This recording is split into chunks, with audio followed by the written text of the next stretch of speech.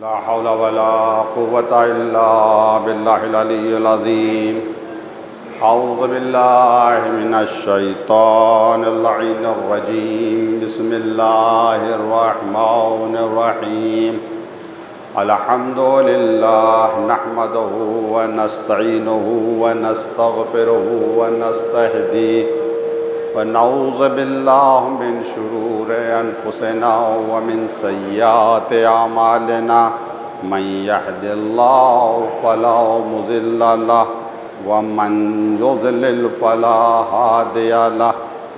وأشهد أن لا إله إلا الله وحده لا شريك له وأشهد أن محمدًا عبده ورسوله انتجبه لولايته واختصه برسالته وأكرمه بالنبوة أمينًا على غيبه ورحمة للعالمين. وصلى الله على محمد وآله وعليهم السلام. أوصيكم عباد الله ونفسي بتقوى الله وأخوفكم من عقابه. میں اپنے آپ کو اور آپ تمام حضرات کو تقوی الہی اختیار کرنے کی نصیحت کر رہا ہوں. پروردگار ہم سب کو یہ توفیق دے کہ ہمارے دلوں میں ہمیشہ اس کا تقوی رہے، یہ احساس رہے کہ ایک عظیم طاقت ہمیں دیکھ رہی ہے اور اسی کے حضور میں جانا ہے حساب دینے کے لیے. جمعے کے اس خطبے میں جیسا کہ آپ حضرات کے علم میں ہے، وہ عظیم الشان خطبہ جب جمعے کے دن عید غدیر پڑھی، مولا ممبر کے اوپر گئے اور اس عظیم الشان خطبے کو آپ نے ارشاد فرمایا. اسی خطبے کے حوالے سے مسلسل گفتگو ہو رہی ہے. اس خطبے کو ہم نے 21 چیپٹر میں 21 بابوں میں تقسیم کیا ہے. 14 ابواب ذکر کیے جا چکے ہیں. آج 15ویں باب کا ذکر ہے، 15ویں چیپٹر کا ذکر ہے، اور یہ بہت ہی خوبصورت باب ہے، بہت ہی حسین باب ہے. کیوں؟ اس وجہ سے اس چیپٹر میں مولائے کائنات نے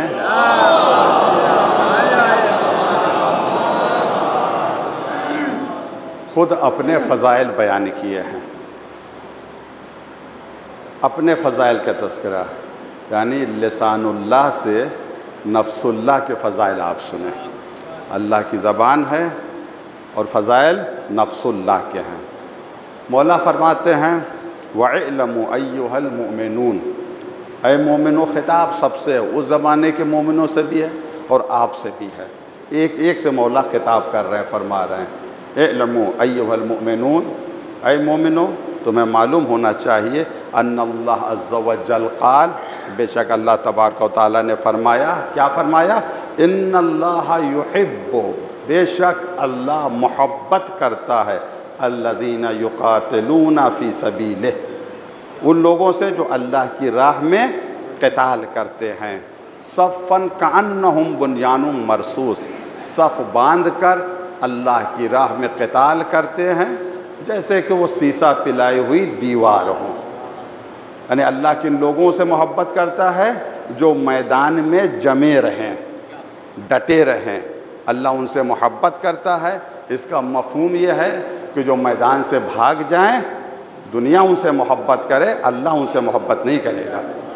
اللہ تو انہی مجاہدین سے محبت کرتا ہے، یقاتلون فی سبیلہ، جو اللہ کی راہ میں قتال کرتے ہیں. پھر اس کے بعد مولا سوال کر رہے ہیں. یہ سوال آپ سے بھی ہے، اس زمانے کے مومنوں سے بھی ہے.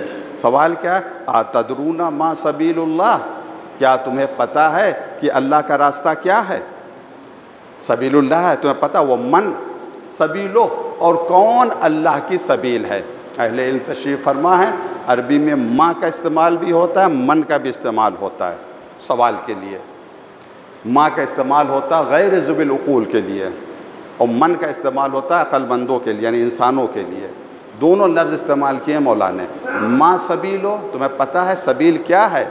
وہ من سبیلو، اور تمہیں پتہ ہے کہ سبیل کون ہے، راستہ کیا ہے اور کون خود راستہ ہے. سبیل کون ہے کیا تمہیں پتہ ہے؟ وَمَنْ صِرَاطُ اللَّهِ، کیا تم جانتے ہو اے مومنو، کیا تم جانتے ہو کہ اللہ کا راستہ کون ہے؟ اس کے بعد اب ظاہر سی بات سناٹا چھایا ہوا، کون بتائے گا کہ سبیل کیا ہے، کون سبیل ہے؟ خود مولا جواب دیتے ہوئے فرماتے ہیں انا صراط اللہ، اللہ کا راستہ میں ہوں، انا صراط اللہ الذی من لم یسلکہ بطاعت اللہ، جس نے بھی اللہ کی اطاعت میں مجھے نہیں اپنایا، میں اللہ کا راستہ ہوں، اطاعت کر رہا ہے مگر مجھے چھوڑ دیا، اس کا انجام کیا ہوگا؟ ہوا بہ الی النار، وہ جہنم میں جائے گا۔ اطاعت خدا کرنا کافی نہیں ہے، علی کی محبت کے ساتھ اطاعت ہو تب قبول ہوگی۔ میں ہوں اللہ کا راستہ۔ اس کے بعد فرماتے وہ انا سبیلو، میں ہی اللہ کا راستہ ہوں، میں ہی اللہ کی سبیل ہوں۔ ایسی سبیل الذی نسبنی لاتباع بعد النبی صلی اللہ علیہ وآلہ، میں اللہ کا وہ راستہ ہوں، میں اللہ کی وہ سبیل ہوں کہ اللہ نے مجھے بنایا ہے کہ نبی کے بعد میری اتباع کی جائے، میری پیروی کی جائے۔ اب یہاں پر آپ غور کریں، 3 لفظ مولا کائنات نے استعمال کیے، توجہ فرمائیں، خطاب آپ سے 3 لفظ استعمال فرمائے ہیں، ایک صراط ہے، ایک سبیل ہے، اور ایک طریق بھی ہے۔ من طریقہ، طریق کون ہے؟ کیا تمہیں پتہ ہے طریق کسے کہتے ہیں؟ کیا تم جانتے ہو صراط کیا ہے؟ کیا تمہیں پتہ ہے کہ سبیل کیا ہے؟ کیا تمہیں پتہ ہے کہ طریق کیا ہے اور کون طریق ہے؟ 3 لفظ استعمال کیے ہیں۔ عام طور سے اگر لغت میں دیکھا جائے تو معنی تینوں کے ایک ہیں اور وہ راستے کے ہیں۔ صراط بھی راستے کو کہتے ہیں، سبیل بھی راستے کو کہتے ہیں، اور طریق بھی راستے کو کہتے ہیں، مگر ان میں فرق ہے۔ دیکھیے یہ مولا کائنات کے الفاظ ہیں اور معصوم کا قول ایسے ہی ہوتا ہے جیسے کوزے میں سمندر ہو، پورا دریا ہو۔ توجہ کیجئے گا، 3 لفظ استعمال کیے، صراط، سبیل اور طریق، معنی تینوں کے راستے کے ہیں مگر فرق کے ساتھ۔ وہ فرق میں آپ کے سامنے واضح کر رہا ہوں کہ صراط کسے کہتے ہیں۔ صراط اس راستے کو کہتے ہیں جو بہت ہی چوڑا ہو اور سیدھا ہو، کشادہ جو راستہ ہے، جو بہت چوڑا راستہ ہے اور بالکل سیدھا ہو، کہیں موڑ وغیرہ نہ ہو، اسے صراط کہتے ہیں۔ مولا فرماتے ہیں اللہ تک پہنچنے کا وسیع راستہ، سیدھا راستہ کوئی اور نہیں ہے، تمہارا مولا علی ہے۔ سیدھے اللہ تک، قرب خدا تک جانا چاہتے ہو تو میں ہی راستہ ہوں۔ اب میں نے دیکھا قرآن میں تو بہت سی آیتیں مجھے ملی، میں صرف ایک آیت کا ذکر کروں گا، اس پر آپ توجہ کریں۔ قرآن نے کسے صراط کہا ہے؟ آپ پڑھتے ہیں سورہ حم میں، اہدنا الصراط المستقیم، اے میرے اللہ مجھے سیدھے راستے کی ہدایت فرما۔ گویا ذہن میں جب بھی یہ آیت پڑھیں تو ذہن میں اس معنی کو رکھیں، اے میرے اللہ مجھے ہمیشہ امام علی کے راستے پر چلانا۔ صراط مستقیم یہ ہے، سیدھے راستے کے اوپر چلانا۔ قرآن کی آیت کیا؟ سورہ زخرف آیت نمبر 43، فَاسْتَمْسِكْ بِالَّذِي أُوحِيَ إِلَيْكَ، میرے رسول مضبوطی سے پکڑے رہو اسے جس کی وحی آپ کے اوپر کی گئی، یعنی قرآن۔ میرے رسول قرآن کو آپ مضبوطی سے پکڑے رہیں۔ کیا مقصد مضبوطی سے پکڑے رہیں؟ یعنی آپ بے خوف ہو کر قرآن کے اوپر عمل کریں۔ کیوں؟ کس وجہ سے؟ اِنَّكَ عَلَىٰ صِرَاطٍ مستقیم، آپ سیدھے راستے پر ہیں۔ صراط مستقیم کا دوسرا نام علی بن ابی طالب ہے۔ گویا قدرت اپنے پیغمبر سے مخاطب ہو کر یہ کہہ رہی ہے، میرے حبیب آپ کو ڈرنے کی ضرورت نہیں ہے، آپ کو خوف کھانے کی ضرورت نہیں، آپ قرآن پر عمل کریں، علی آپ کے ساتھ ہے۔ گھبرانے کی ضرورت، آپ کریں قرآن کے اوپر مضبوطی سے پکڑے رہو، یعنی عمل کریں جا کے۔ اور یہی انداز، یہی لہجہ آئے غدیر میں بھی استعمال ہوا ہے، یا ایھا الرسول بلغ ما انزل الیک من ربک، ڈرنے کی ضرورت نہیں، واللہ یعصمک من الناس، اللہ آپ کو بچائے گا۔ کس کے وسیلے سے بچائے گا؟ علی مدد کے لیے موجود ہیں۔ تو ایک یہ معنی ہے صراط کے۔ دوسرے طریق کسے کہتے ہیں؟ طریق بھی راستے کو کہتے ہیں۔ صراط چوڑے راستے کو، سیدھے راستے کو، بالکل اسٹریٹ چلا گیا ہو۔ اور طریق کسے کہتے ہیں؟ طریق کہتے ہیں وہ راستہ جس پر مسلسل لوگ چلتے ہوں۔ دیکھیے سب کی منزل قرب خدا ہے، منزل جنت ہے، اس منزل تک پہنچنے کے لیے راستے ہیں، مختلف راستے۔ ایک سیدھا راستہ، مثال کے اوپر آپ کو دہلی جانا ہے، منزل دہلی ہے، تو ایک تو یہی ہائی وے جو بنا ایکسپریس وے آگرہ والا اور یہ والا، ایک ہی ہے۔ اس کے علاوہ اور بھی راستے ہیں، اگر منزل قرب خدا ہے، جس راستے سے جاؤ گے علی تمہیں نظر آئیں گے. سیدھے راستے سے جاؤ گے، ہائی وے سے جاؤ گے سیدھے، تو وہ سیدھا راستہ بھی علی ہیں. طریق اس راستے کو کہتے ہیں جس پر لوگ مسلسل چلتے ہوں. ایک یہ معنی. بعض لوگوں نے کہا کہ جو طریق کے معنی وسیلے کے بھی ہیں، ذریعے کے بھی ہیں. یہ کام فلاں کے راستے سے ہو گیا، ان طریق فلاں عرب میں استعمال ہوتا ہے. تو طریق بمعنی وسیلہ کے بھی ہیں. میں اللہ کا طریق ہوں، یعنی خدا تک پہنچنے کا وسیلہ میں ہوں. ایک آیت میں آپ کے سامنے عرض کر رہا ہوں، سورہ طٰہٰ آیت نمبر 77. وَلَقَدْ أَوْحَيْنَا إِلَىٰ مُوسَىٰ، ہم نے موسیٰ پر وحی کی کہ ہمارے بندوں کو لے کر رات میں تم چلے جاؤ. فَاضْرِبْ لَهُمْ طَرِيقًا فِي الْبَحْرِ، اور سمندر میں ان کے لیے راستہ بناؤ. اب آپ دیکھیں جناب موسیٰ بنی اسرائیل کو لے کے چلے، اب سامنے سمندر ہے، پیچھے فرعون کا لشکر ہے. اب یہ بنی اسرائیل شور مچا رہے ہیں، موسیٰ یہ ابھی لشکر آ کے ہمارا خاتمہ کر دے گا. حکم ہوا موسیٰ دریا کے اوپر عصا مارو. عصا مارا تو کیا بنا؟ طریق بنا. اس طریق نے نجات دی کہ نہیں دی؟ فرعون سے بھی بچایا اور دریا میں ڈوبنے سے بھی بچایا. میں اللہ کا طریق ہوں. اگر زمانے کا فرعون تمہارے پیچھے لگا ہوا ہے تو میرے چاہنے والوں گھبراؤ نہیں، میں تمہارے بچانے کے لیے ہوں. اچھا دیکھیے راستہ دریا میں بنا، یہ بھی خدا کر سکتا تھا کہ ایک بم مار دیتا، ابابیل کو بھیج دیتا، فرعون کا لشکر ختم ہو جاتا، نابود ہو جاتا. نہیں، بلکہ دریا میں. کیا مقصد؟ ناممکن ہے کہ پانی میں، عقلی اعتبار سے دیکھیں، ناممکن ہے کہ پانی میں راستہ ہو جائے، مگر جو کام ناممکن ہو وہ ممکن بھی ہو جاتا ہے. یہ پیغام دیا جا رہا، تمہیں گھبرانے کی ضرورت نہیں ہے. مصیبتوں میں اگر تم غرق ہو رہے ہو، میرا نام لینا. جس طرح سے موسیٰ نے عصا مارا تھا، دریا نے راستہ دیا تھا. پریشانیوں میں گرفتار ہو رہے ہو، ڈوب رہے ہو، میں اللہ کا طریق ہوں، میرے وسیلے سے دعا کرنا، تمہیں نجات مل جائے گی. ایک اور آیت ہے قرآن مجید کے سورہ مومنین کی آیت نمبر 17. وَلَقَدْ خَلَقْنَا فَوْقَكُمْ سَبْعَ طَرَائِقَ، ہم نے تمہارے اوپر 7 راستے پیدا کیے ہیں، بنائے ہیں. 7 آسمان ہیں. طرائق جمع ہے طریقے کے. ہم نے 7 طریقے تمہارے اوپر بنائے ہیں. یعنی اوپر اگر چلنا چاہتے ہو تو طریق ہے. اس طریق کا نام علی بن ابی طالب ہے. سیر کرنا چاہتے ہو تو راستہ یہی ہے. اس راستے کو چھوڑ دو گے تو تمہیں معراج نہیں ہو سکتی ہے، تم اوپر نہیں چل سکتے ہو. اچھا، اس راستے پر چلنے کا نتیجہ کیا ہے؟ اس راستے پر چلنے کا نتیجہ کیا؟ طریق ہے نا، مولا خود طریق ہے، خود راستہ. سورہ جن آیت نمبر 16. وَأَن لَوْ اسْتَقَامُوا عَلَى الطَّرِيقَةِ، انہیں سمجھا دیجئے، کاش اگر یہ راستے پر ثبات قدم سے ڈٹے رہتے، جمے رہتے. لفظ استقامت استعمال ہوا ہے. لَوْ اسْتَقَامُوا، اگر یہ لوگ ثابت قدم رہتے، کہاں کے اوپر؟ عَلَى الطَّرِيقَةِ، راستے پہ ثابت قدم رہتے. بعض لوگ ایسے ہیں، چلتے ہیں، کچھ مشکل آتی ہے، راستہ بدل دیتے ہیں. ہمارے بچے بھی، ایک سبجیکٹ سخت ہوا، چلو دوسرا سبجیکٹ لے لیتے ہیں. کبھی راستہ نہیں بدلنا چاہیے.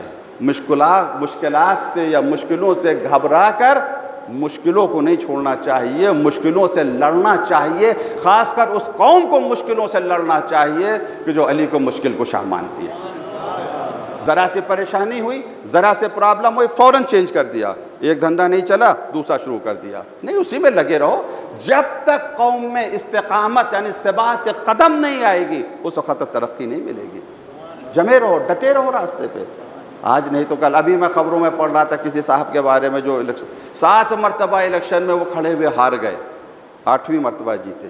جب دنیا میں استقامت کا یہ عالم ہے تو عام انسان اگر ثبات قدم کا مظاہرہ کرے تو کامیابی اس کے قدم چومتی ہے. تو مشکل کشا کے ماننے والے اگر ثبات قدم کا مظاہرہ کریں، مشکلوں سے گھبرائیے نہیں، مشکلوں کو پیٹھ نہ دکھائیے، بلکہ اتنی طاقت اپنے اندر پیدا کیجئے کہ مشکلوں کے سینے میں خنجر بھونک سکے، قتل کر سکیں، مٹا سکیں. مولا کائنات آپ کے ساتھ ہے۔ وَأَن لَوْ اسْتَقَامُوا عَلَى الطَّرِيقَةِ، کاش یہ لوگ طریقے کے اوپر راستے پر ثابت قدم رہتے۔ نتیجہ کیا؟ بہت پیارا نتیجہ دیا ہے اللہ نے، لَأَسْقَيْنَاهُمْ مَاءً غَدَقًا، تو ہم انہیں بہت زیادہ پانی سے سیراب کرتے۔ یعنی راستے میں اگر یہ ڈٹے رہتے تو ہم انہیں بہت زیادہ پانی سے سیراب کرتے۔ علامہ طباطبائی نے المیزان میں فرمایا کہ وافر پانی سے مراد یہاں وافر رزق ہے، یعنی اگر راستے پر ڈٹے رہتے تو ہم انہیں بہت زیادہ رزق دیتے۔ ہمارے یہاں تفسیر میں آیا ہے طریق سے مراد یہاں پر ولایت اہل بیت علیہ السلام ہے۔ طریق یعنی اہل بیت کی ولایت، امام علی کی ولایت۔ انا طریق اللہ، میں اللہ کا طریق ہوں، میں اللہ تک پہنچنے کا راستہ ہوں۔ اس راستے پر تم ڈٹے رہو، اس راستے پر جمے رہو۔ دنیا میں اس کا نتیجہ یہ ہوگا کہ پروردگار تمہیں بے انتہا رزق سے نوازے گا۔ انشاءاللہ گفتگو کا سلسلہ جاری رہے گا، اور میں پوری بات آپ کے سامنے عرض نہ کر سکا۔ سبیل کے معنی کیا ہے؟ 5 یا 6 معنی ہیں سبیل کے۔ جب سبیل کے معنی عرض کروں گا تب اس سوال کا صحیح جواب ہماری سمجھ میں آئے گا جو مولا نے ہم سے پوچھا ہے، آپ سے پوچھا، اتدرون، کیا تمہیں پتہ ہے کہ صراط کیا ہے، سبیل کیا ہے، طریق کیا ہے؟ میں ہی صراط ہوں، میں ہی طریق ہوں، میں ہی سبیل ہوں۔ ہم سب مل کر بارگاہ خداوند عالم میں دعا کریں، اے میرے اللہ ہم سب کو ولایت کے راستے پر ہمیشہ گامزن رکھے، ہمیں اتنی قوت اور طاقت دے کہ ہم مشکلات کا مقابلہ کر سکیں، مشکلات سے گھبرا کر ہم راستے کو نہ بدلیں۔ پروردگار ولایت کا نور ہمیشہ ہمارے سینوں میں محفوظ رہے، ہم اسی کے ساتھ زندہ رہیں اور اسی کے ساتھ مریں۔ وآخر دعوانا ان الحمد للہ رب العالمین، واعوذ باللہ من الشیطان الرجیم، بسم اللہ الرحمن الرحیم، والعصر ان الانسان لفی خسر الا الذین آمنوا وعملوا الصالحات وتواصوا بالحق وتواصوا بالصبر، صدق اللہ العلی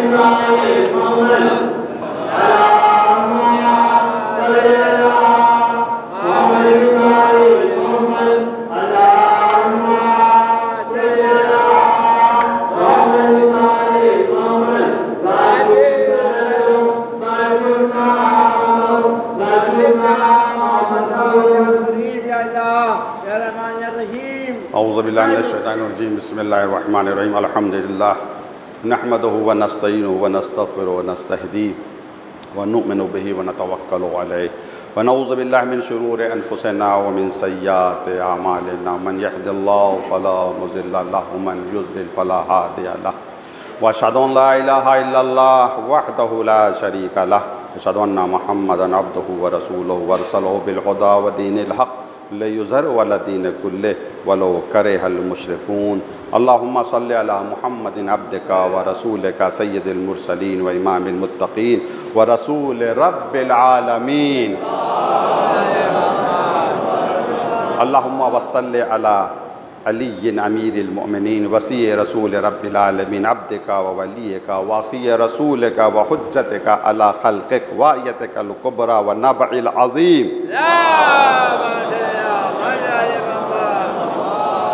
اللهم صل على الصديقة الطاهرة فاطمة سيدة النساء العالمين، اللهم صل على سبطي الرحمة إمام الهدى الحسن والحسين سيدي شباب أهل الجنة،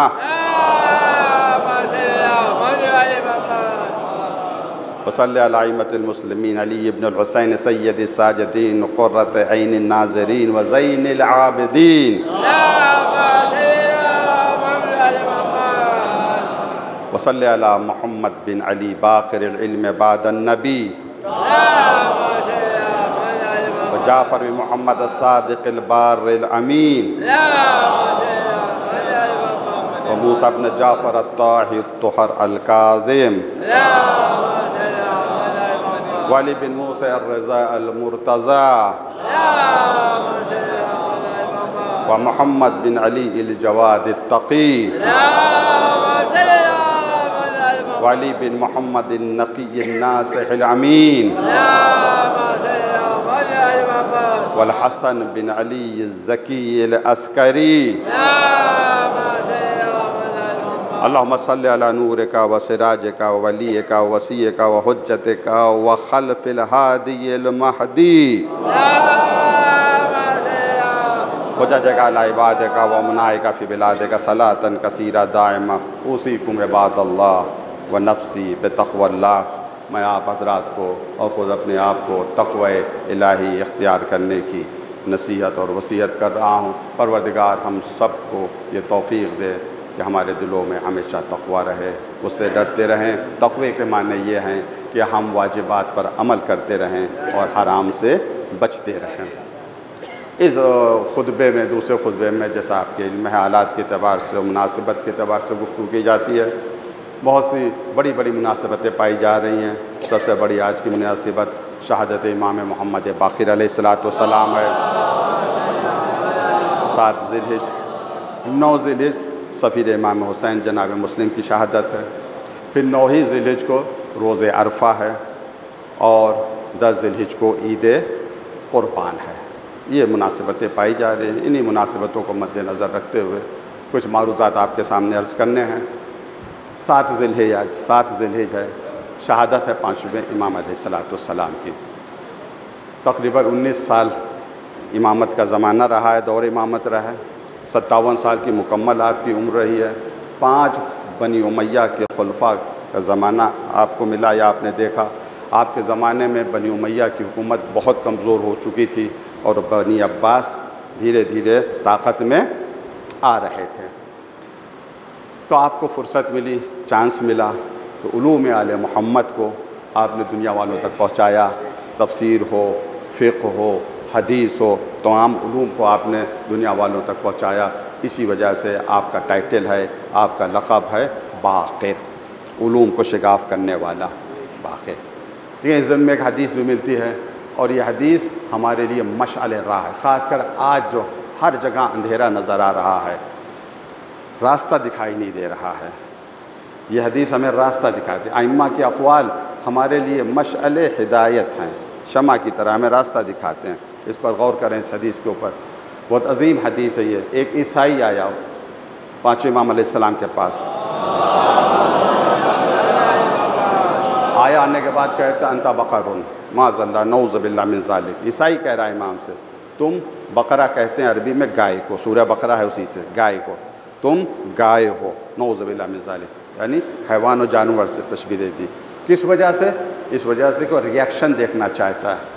یہ اپنے آپ کو فرزند رسول کہتے ہیں، امام برحق کہتے ہیں۔ ہمارے اس کہنے سے یہ جوش میں آتے ہیں، تیش میں آتے ہیں، جھنجھلا کا جواب دیتے ہیں کہ نہیں دیتے ہیں؟ تم گائے ہو۔ امام نے مسکرا کر کہا، لا انا باقر، میں بقرہ نہیں ہوں، میں باقر ہوں۔ باقر جو علموں کو شگاف کرنے والا۔ پھر وہ کہتا ہے تمہاری ماں باورچن ہے۔ یہ بہت سخت جملہ ہے، تمہاری ماں باورچن ہے۔ تو امام نے مسکرا کر جواب دیا، کوئی عیب کی بات نہیں ہے، ہر عورت باورچن ہوتی ہے، ہر عورت کھانا بناتی ہے، ہر عورت کھانا پکاتی ہے۔ پھر بھی وہ نہیں رکا، اور اس کے بعد میں وہ الفاظ نہیں دہراؤں گا۔ 5 امام کی والدہ کی شان میں اس نے گستاخی کی، نازیبہ الفاظ استعمال کیے۔ آپ اب غور کریں، اپنے آپ کو دیکھیں، کوئی شخص بھی خدا نہ کرے ہماری ماں کو، آپ کی ماں کو برا بھلا کہے، ہوش کھو بیٹھیں گے نا، فوراً مرنے مارنے پر آما، تمہاری اتنی جرت کیسے ہوئی کہ تم نے میری ماں کی شان میں گستاخی کی؟ بھئی یہی فرق ہے ہم جذباتی انسانوں میں اور نمائندہ خدا میں۔ ہم جذبات میں آ جاتے ہیں، کبھی جذبات میں نہیں آتے ہیں۔ وہ ہمیشہ حلم کا مظاہرہ کرتے ہیں، ہمیشہ صبر کا مظاہرہ کرتے ہیں۔ جب آپ کی والدہ کی شان میں گستاخی کی تو امام جواب دیتے ہیں، کیا جو تو نے بیان کیا، اگر یہ برائیاں میری ماں میں پائی جا رہی ہیں تو ہم ان کے لیے دعائے مغفرت کر رہے ہیں، اگر نہیں پائی جا رہی تو نے الزام لگایا، تو نے اتہام لگایا۔ اب آپ سوچیے امام کا کیا جواب رہا ہوگا، کہ اللہ تجھے سزا دے گا اس الزام کی، اللہ تجھے سزا دے گا اتہام کے؟ نہیں، امام کیا فرماتے ہیں، اگر یہ برائیاں میری ماں میں نہیں پائی جا رہی ہیں، تو نے الزام لگایا، تو نے اتہام لگایا، تو نے گناہ کیا، تو میں اللہ سے تیری مغفرت کے لیے دعا کروں گا۔ جو گالی کا جواب دعا سے دے اسی کو امام باقر کہتے ہیں۔ گالی کا جواب گالی نہیں ہے، گالی کا جواب یا تو سکوت ہے، نہیں برداشت، خاموش ہو جاؤ، اگر خاموش نہیں تو اس کے لیے ہدایت کی دعا کرو۔ پروردگار اسے ہدایت دے۔ دعا یہی ہے پروردگار ہم سب کو امام کی سیرت پر چلنے کی توفیق عطا فرما۔ دوسری مناسبت سفیر امام حسین علیہ السلام کی شہادت ہے۔ میں چھوڑ رہا ہوں کیونکہ 5 امام پر بولنا تو پورا خطبہ اسی پہ ہو جائے گا۔ ایک بات ضرور عرض کر دوں، وہ یہ بچے بھی آتے ہیں ماشاءاللہ سے، بہترین تربیت ہے کہ اپنے بچوں کو لے کر مسجد میں آئیں۔ بعض لوگ سمجھتے ہیں مسجد میں بچے آتے ہیں تو نماز میں ڈسٹرب ہوتا ہے، نہیں، پیغمبر اسلام نماز پڑھا رہے ہیں اور جلدی نماز پڑھا دی، ذرا جلدی نماز پڑھ دی۔ کسی صحابی نے بعد میں کہا یا رسول اللہ آج آپ نے ذرا کچھ جلدی نماز پڑھا دی۔ پیغمبر نے فرمایا کیا تم نے نہیں سنا کسی بچے کے رونے کی آواز آ رہی ہے؟ اس کا مطلب مسجد میں خواتین بھی آتی تھی، بچے بھی آتے تھے۔ پیغمبر نے منع نہیں کیا کہ بچوں کو مسجد میں نہیں لانا، نہیں، بچوں کو وہ روئیں گے، وہ کھیلیں گے، وہ ان کو اپنا کام کرنے دیجئے، بچوں والا آپ اپنی ذمہ داری ادا کیجئے تاکہ صحیح طریقے سے تربیت ہو سکے۔ تو میں بچوں کے لیے عرض کر رہا ہوں کہ ہمارے 5 امام علیہ السلام وہ کربلا کے میدان میں تھے، 4 یا 5 سال کی آپ کی عمر تھی آپ، یعنی یہ وہ امام ہے، چوتھے امام کو چھوڑ کے یہ وہ امام ہے جس نے واقعہ کربلا کو اپنی آنکھوں سے دیکھا۔ امام ہوتا ہے اگرچہ اس کا بچپنا ہی کیوں نہ ہو۔ اب تاریخ میں واقعات تو نہیں آئے، اس تماچے کا ذکر تاریخ میں مل جائے گا جو جناب سکینہ کے رخسار پر پڑا، زخمی کانوں کا ذکر مل جائے گا، لیکن ہمیں تاریخ ہمیں تو نہیں ملا کہ امام باقر کے حوالے سے کسی نے تماچے لگائے ہوں، کسی نے تازیانے لگائے، لیکن جب ہر بچے کے تماچے لگائے گئے ہوں گے، جب ہر بچے کے تازیانے لگائے گئے ہوں گے۔ امام کربلا میں تھے، انہوں نے اپنے آنکھوں سے واقع کربلا کو دیکھا۔ اسی وجہ بہت سی حدیثیں ہیں جو کہ امام نے ارشاد فرمایا، دعائیہ، اور امام نے ایک وصیت بھی کی تھی، پیسہ مخصوص کیا تھا کہ جب مینا میں جانا 7 ذی الحجہ کو ہر سال میری مجلس کرنا۔ کیوں تاکید کی کہ دنیا کے کونے کونے سے حاجی آئیں گے مینا میں تاکہ وہ ہمارا ذکر سنیں، امام کا ذکر سنیں گے تو حق کی حفاظت ہمیشہ وہ کرتے رہیں گے، دین کے اوپر ہمیشہ قائم رہیں گے۔ دوسری مناسبت جناب مسلم کی شہادت سفیر امام حسین علیہ السلام۔ اب ان کی عظمت کے لیے اتنا ہی کافی ہے، جو خط امام حسین نے اہل کوفہ کو لکھا تھا اس میں ایک جملہ کہ میں اپنے بھائی کو بھیج رہا ہوں ثقتی، جو میرے بھروسے کا ہے، میرے اعتماد والا ہے۔ حالانکہ جناب مسلم غیر معصوم ہے مگر معصوم کے نائب بن کر آ رہے ہیں کوفے۔ بعض لوگ کہتے ہیں کیسے غیر معصوم کا نائب بن سکتا ہے؟ معصوم نے خود بنایا ہے۔ پھر نائب کی قسمیں ہیں، ایک نائب خاص ہوتا ہے، ایک نائب عام ہوتا ہے۔ نائب خاص بن کر آئے ہیں کوفے میں، اور جناب مسلم نے کربلا کی قربانی کا آغاز کیا ہے، کربلا کی قربانی کا آغاز کیا ہے۔ ایک یہ ہے مناسبت۔ مجلس کیجئے انشاءاللہ 9 ذی الحجہ کو، پرسا دیجئے، ماتم کیجئے، لیکن ایک بات کا خیال رکھیے کہ جس مقصد کے لیے ان لوگوں نے قربانی دی ہے اس مقصد کو ہمیشہ بچائے رکھیں۔ تیسری اہم مناسبت یوم عرفہ، وہی 9 ذی الحجہ کو، بہت اہم دن ہے عرفہ کا دن۔ عرفہ اسی وجہ سے کہتے ہیں یہ عرفان سے، معرفت سے، یہ وہ دن ہے جس دن انسان پہچانے، اپنے آپ کو پہچانے، اپنے نفس کو پہچانے، اپنے دین کو پہچانے، اپنی ذمہ داریوں کو پہچانے، اپنے حقوق کو پہچانے۔ عرفے کا دن، اس دن اعمال ہیں، غسل ہے، نمازیں ہیں، دعائیں ہیں۔ جس کی زیادہ تاکید کی گئی ہے وہ زیارت امام حسین علیہ السلام اور دعائے عرفہ۔ دعائے عرفہ امام حسین علیہ السلام کی بھی ہے، دعائے عرفہ امام سجاد علیہ السلام کی بھی ہے۔ کوئی بھی دعا آپ پڑھیں، اس اعمال کو آپ بجا لائیں۔ تھوڑے طولانی اعمال ہیں، دعاؤں کی کتابوں میں آپ کو یہ اعمال ڈیٹیل سے، تفصیل سے مل جائیں گے۔ انٹرنیٹ کا زمانہ ہے، سوشل میڈیا کا زمانہ ہے، آپ دعائے اعمال عرفہ ٹائپ کریں، عربی میں، اردو میں، انگریزی میں، انشاءاللہ آپ کو مل جائے گا صحیح طریقہ۔ شیعہ ٹول کٹ ڈاؤن لوڈ کر لیں، اس میں بھی اعمال عرفہ ڈیٹیل سے ہیں۔ جب اس دعا کو پڑھیے گا، دعائے عرفہ کو، تو کوشش یہ کیجیے گا کہ ترجمہ بھی پڑھ لیں۔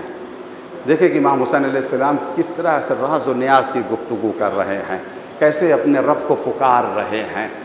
اسی کیفیت سے، وہ کیفیت تو ہمارے اندر نہیں آ سکتی، لیکن اگر 1% بھی وہ کیفیت پیدا ہو جائے تو ہماری دعا انشاءاللہ قبول ہو جائے گی۔ اور ایک اور مناسبت، وہ بہت بڑی مناسبت ہے، اور وہ ہے عید اضحیٰ۔ عید اضحیٰ جسے ہم لوگ عید قربان کہتے ہیں، اور عوام میں اسے بقرہ عید کہا جاتا ہے، شاید بکرے کے اعتبار سے کہ بکرے والی عید، واللہ اعلم، مجھے زیادہ علم نہیں ہے، لیکن اصل میں عید اضحیٰ یا عید قربان، اس میں قربانی کرنا بہت ہی زیادہ اس کی تاکید کی گئی ہے قربانی کی اہمیت کیا ہے؟ من لا یحضر الفقیع کی یہ روایت ہے، جلد نمبر 2 صفحہ نمبر 479 کہ پیغمبر اسلام حضرت محمد مصطفیٰ صلی اللہ علیہ وسلم 2 قربانی کرتے تھے، ایک قربانی اپنی طرف سے اور اپنے اہل بیت کی طرف سے، دوسری قربانی اپنی امت کی طرف سے۔ ایک قربانی کو خود پیغمبر ذبح کرتے تھے، تو یہ بھی مستحب ہے اگر آپ قربانی کر رہے ہیں تو خود ذبح کریں، کیونکہ روایت میں آیا ہے جیسی قربانی کا ایک قطرہ یعنی بکرے کا ایک قطرہ زمین پر گرتا ہے، پروردگار تمام گناہوں کو بخش دیتا ہے جو قربانی کرتا ہے۔ اس کے علاوہ بھی بہت سی روایتیں ہیں جو اہمیت کو بیان کر رہی ہیں۔ وسائل الشیعہ جلد نمبر 14 صفحہ نمبر 210 کی روایت ہے۔ امام علیہ السلام فرماتے ہیں لو علم الناس ما فی الاضحیہ، اگر لوگوں کو پتہ چل جائے کہ قربانی کرنے میں کتنی فضیلت ہے تو قرضہ لے کر لوگ قربانی کریں، اگر پتہ چل جائے۔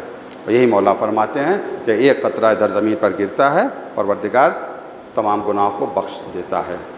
من لا یحضر الفقیع میں یہ بھی روایت ہے، جلد نمبر 2 صفحہ نمبر 479 میں جاءت ام سلمہ رضی اللہ عنہ الی النبی، ام سلمہ پیغمبر کے پاس آئیں، اے اللہ کے رسول کل قربانی کا دن ہے، میرے پاس پیسہ نہیں ہے، کہاں سے میں بکرہ گوشت بن لاؤں، کیا میں قرض لے سکتی ہوں، قرض لے کر قربانی کروں؟ آپ نے فرمایا ہاں، قرض یہ ادا ہو جائے گا۔ تو اس سے قربانی کی اہمیت کا اندازہ ہوتا ہے۔ مگر یہاں کے اوپر میں آپ کو کچھ لمحے کے لیے روکنا چاہتا ہوں، تھوڑا سا غور کریں۔ بہت سے لوگ کہتے ہیں اتنی اہم قربانی ہے تو ہم قرضہ لے کے ادا کریں۔ کسے قرضہ لینا چاہیے قربانی کے لیے؟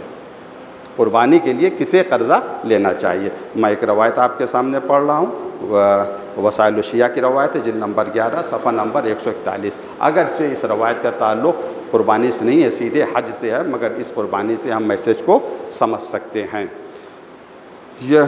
یہ روایت کہتی ہے کہ ہم نے امام علیہ السلام سے پوچھا سألت ابا الحسن علیہ السلام عن الرجل یستقرض ویحج، کہ ایک شخص، ہم نے سوال کیا ایک شخص قرضہ لے کے حج کر سکتا ہے؟ قرضہ لے کے حج کر سکتا ہے؟ تو امام علیہ السلام نے فرمایا قال ان کان خلف ظہری مال ان حدث بہ حدث ادی عنہ فلا باس، ہاں کر سکتا ہے مگر اس شرط کے ساتھ کہ اس کے پاس اتنا مال ہو کہ اگر کوئی حادثہ پیش ہو جائے، یعنی ایکسیڈنٹ ہو جائے، وہ مر جائے، تو اتنا مال ضرور اس کے پاس ہو کہ اس سے اس کا قرض ادا ہو سکے۔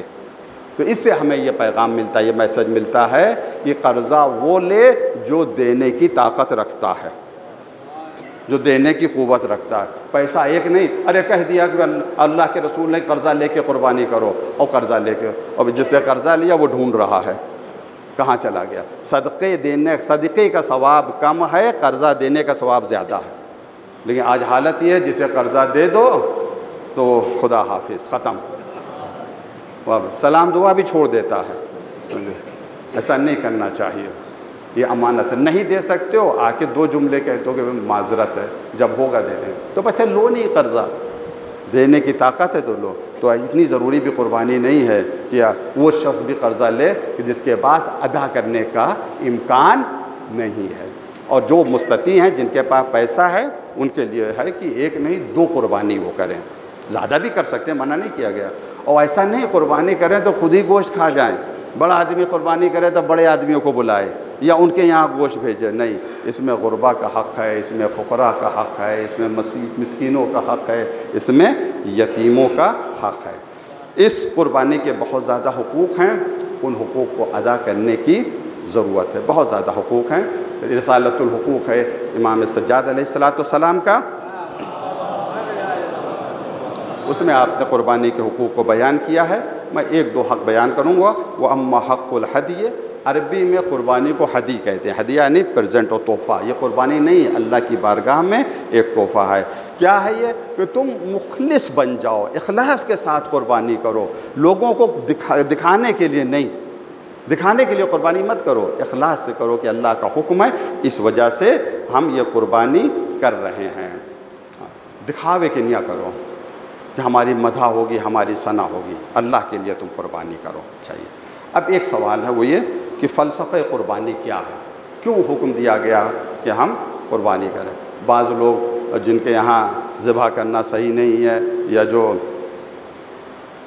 گوشت نہیں کھاتے ہیں، وہ ایک سوال بھی اٹھاتے ہیں یہ ایک طرح کا ظلم ہے، جانوروں پر ظلم ہے۔ نہیں، یہ کسی کا ظلم نہیں ہے، غور کرنے کی ضرورت۔ اگر یہی ہے تو صرف بکرے ہی کیوں بچیں؟ تو ظلم کیا؟ پھر مچھلی کھانا بھی چھوڑ دیں، مرغا کھانا بھی چھوڑ دیں، وہ بھی تو جاندار ہیں۔ دنیا کا سسٹم نہیں چل سکتا۔ اللہ نے اس دنیا کو پیدا کیا، اللہ نے اس دنیا کو خلق کیا، انسان کو خلق کیا، سب ایک دوسرے کی غذا ہیں، سب ایک دوسرے کی غذا ہیں۔ یہاں کے اوپر کہیں کے اوپر پابندی لگا دی، کہیں کے اوپر پابندی ہٹا لی، یہ ظلم نہیں ہے۔ بات کہتے ہیں چونکہ زندگی پائی جا رہی ہے اس وجہ سے چھری چلانا جائز نہیں۔ اگر زندگی کی بات ہے تو آج کل کی سائنس یہ کہتی ہے کہ پیڑ پودوں میں بھی زندگی ہوتی ہے، درختوں میں بھی زندگی ہوتی ہے، درختوں میں بھی حیات ہوتی ہے، تو بھی درخت کاٹنا بھی چھوڑ دیں، پیڑ پودے بھی کاٹنا چھوڑ دیں، تو اس کا مطلب زندگی دو بھر ہو جائے گی۔ ایک بات اور کرنا چاہتا ہوں کہ شریعت نے کچھ جانوروں کا گوشت حرام قرار دیا ہے اور کچھ جانوروں کا گوشت حلال قرار دیا ہے۔ مثال کے طور پر کتوں کا گوشت کھانا حرام ہے، نجس ہے، ان کا گوشت کھانا حرام ہے۔ بکرے کا گوشت کھانا حلال ہے اور یہ پاک ہیں۔ اب ہم دیکھیں جن کا گوشت نہیں کھایا جا رہا ہے ان کی تعداد کم ہے، یعنی جو ذبح نہیں ہو رہے ہیں ان کی تعداد کم ہے، اور جو ذبح ہو رہے ہیں ان کی تعداد بڑھتی جا رہی ہے، کم نہیں ہے۔ اس کا مقصد ہے حلال میں اللہ کی طرف سے برکت ہوتی ہے۔ فلسفہ قربانی کیا ہے؟ فلسفہ صاحب جواہر علماء تشریف فرما ہے، ہماری یہ درس خارج کی کتاب ہے، اس میں جب قربانی کا ذکر کیا، فلسفے کو بیان کیا، تو قرآن مجید کی اس آیت کو نوٹ کیا صاحب جواہر نے لن ینال اللہ لحومها ولا دماؤها، یاد رکھو یہ جو قربانی ذبح کر رہے ہو نہ اس کا گوشت اللہ تک پہنچتا ہے نہ اس کا خون اللہ تک پہنچتا ہے۔ یہ نہیں کہ اللہ تک پہنچے گا وہ فرشتے کھائیں گے، نہیں پہنچے گا اللہ تک۔ کیا پہنچے گا؟ لیکن ینالو التقوی منکم، تمہارا تقوی اللہ تک پہنچے گا۔ وہ تقوی اللہ تک پہنچے گا، وہ کیا ہے اللہ تک تقوی؟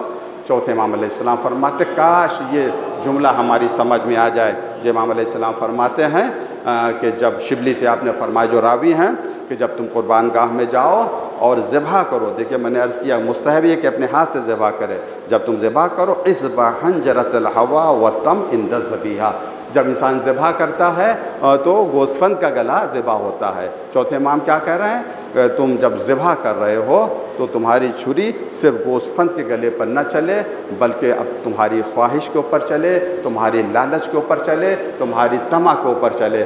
تم قربانی کر رہے ہو، اس کا مقصد ہے اپنی خواہشات نفس کو قربان کر رہے ہو، اپنے لالچ کو قربان کر رہے ہو، اس کو تم قتل کر رہے ہو۔ یہ ہے قربانی کا فلسفہ، اسی وجہ سے مستحب قرار دیا گیا ہے۔ ہم سب بارگاہ خدا میں دعا کرتے ہیں عید کا دن خوشی منائیں، بے شک خوشی منائیں، لیکن یاد رکھیں ہزاروں ایسے بچے ہیں کہ جو عید کی خوشیاں انہیں نہیں ملیں گی، کیونکہ کسی کا باپ مارا گیا، کسی کی ماں ماری گئی، اور وہ فلسطین ہے، یہ مظلوم بچے ہیں۔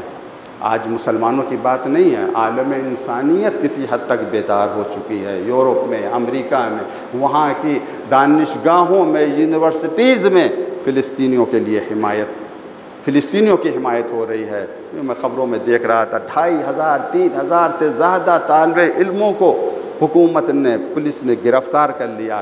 ان طالب علموں کی خطا یہ تھی کہ مظلوموں کی حمایت کا انہوں نے اعلان کیا، اس کے باوجود دنیا پیچھے قدم نہیں ہٹا رہی ہے۔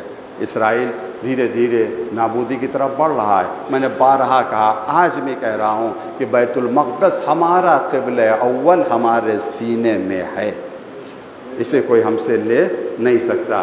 آج اگر ہم نے نہیں آزاد کیا تو ہماری اولاد اسے آزاد کرائیں گی۔ انشاءاللہ بیت المقدس آزاد ہوگا، آزاد ہوگا، آزاد ہوگا۔ جو ظلم کر رہے ہیں وہ نابود ہوں گے، جو بستیوں کو ویران کر رہے ہیں وہ نابود ہوں گے۔ یاد رکھیے گھروں کو اجاڑنے والے حکومت نہیں کرتے، نابود ہو جاتے ہیں، گھروں کو آباد کرنے والے ہمیشہ آباد رہتے ہیں۔ پروردگار واسطہ محمد و آل محمد کا ہماری عبادت کو قبول فرما، ہمارے گناہ صغیرہ و کبیرہ کو معاف فرما دے۔ پروردگار ہمارے مرحومین کی مغفرت فرما۔ پروردگار ہمارے ملک میں ہمیشہ امن و امان قائم رہے، پیار و محبت کی فضا قائم رہے۔ پروردگار علماء حقہ کی حفاظت فرما۔ بہت سے بڑے بڑے بزرگ علماء کرام نے یہاں کے اوپر نماز پڑھائی ہے، مولانا کلب عابد صاحب مرحوم، مولانا کلب صادق صاحب، اس سے پہلے پروردگار ان تمام علماء کے درجات کو بلند فرما، پروردگار جو بھی بیمار ہیں ان سب کو شفاء کامل اور عاجل عطا فرما، امام کے ظہور میں تعجیل فرما، ہمیں اتنی توفیق اپنے امام کو پہچان سکیں، ان کی اطاعت کر سکیں۔ اللہم تقبل منا انک انت السمیع العلیم۔ السلام علیکم ورحمۃ اللہ وبرکاتہ۔